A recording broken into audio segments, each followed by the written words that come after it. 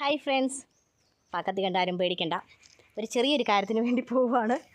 എന്താവുമെന്നൊന്നും എനിക്കറിയാൻ പാടില്ല. പക്ഷേ കഴിഞ്ഞ പ്രാവശ്യം അത് ചെയ്തത് ഞാൻ തന്നെയാണ് കേട്ടോ.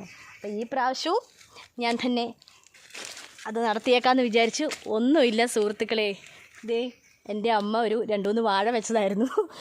അത് എന്താ പറയുക, അതിപ്പോൾ ഈ നിൽക്കുന്ന വാഴയില്ലേ, അതിൽ നിന്നിപ്പോൾ ഒരെണ്ണം ഞങ്ങൾ വെട്ടിയെടുത്തേ ഉള്ളൂ. ഇപ്പോൾ ഇവനിങ്ങനെ പഴുത്ത് വരാൻ പോകുന്നു അല്ലേ അമ്മേ? അപ്പോൾ നമുക്കിത് വെട്ടിയെടുക്കാം. ഓക്കെ, എങ്ങനെയാകും എന്നും എനിക്കറിയാൻ പാടില്ല. ചൂട് വിട്ടു ഏതാമ്മേ? ചൂട് പയ്യെ വിട്ടു, ഒന്ന് വിട്ട് ചൂട്. മതിയാ. നീ പയ്യെ എന്നെ വലിച്ച് ഈ തണ്ട വലിച്ച് ഇവിടെ തണ്ട ഇതിൻ്റെ കൊല പിടിച്ച് പയ്യെ വലിക്കടി. അയ്യോ ദൈവമേ, ഒന്നുകൂടെ വിട്ടു. ഞാൻ വിട്ടിട്ടെ. നമ്മ വെട്ടിക്കുമോ, അത് ഏറ്റവും നല്ലത്. അയ്യോ എൻ്റെ തല എല്ലാം താഴെ പോയി സുഹൃത്തുക്കളെ. ഞാൻ പിടിക്കാം. Okay, super.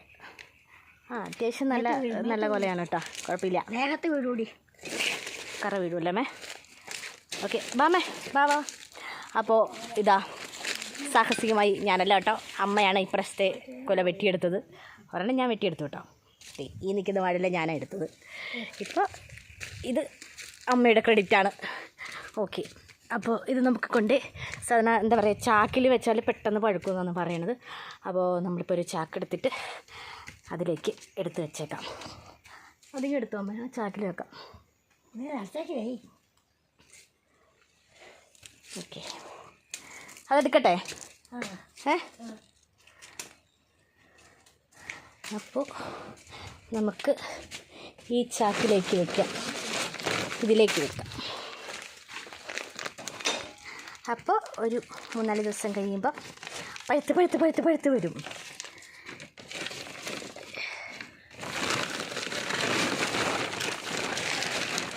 ചാക്കിൽ വെച്ചു.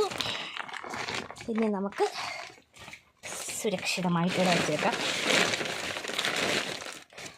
പക്ഷെ ഞാനെങ്ങനെയാണെന്ന് വെച്ചാൽ എല്ലാ ദിവസവും വന്ന് തുറന്ന് നോക്കും കേട്ടോ.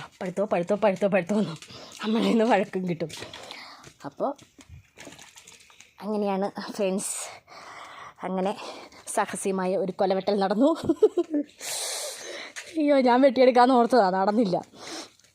കാരണം എന്താണെന്നറിയോ, ഞാൻ എന്താ പറയുക, അങ്ങോട്ട് ഇറങ്ങണ സമയത്ത് കുറച്ചൊരു താഴ്ചയ സംഭവമാണ്. അപ്പോൾ എനിക്ക് എല്ലാം കൂടി ഒന്ന് മാനേജ് ചെയ്യാൻ പറ്റാണ്ട് വന്നു പോയി. സോ അടുത്ത കൊലവെട്ടൽ വിജയകരമായി ഞാൻ നടത്തി കാണിക്കും. ഓക്കെ, ടാറ്റാ.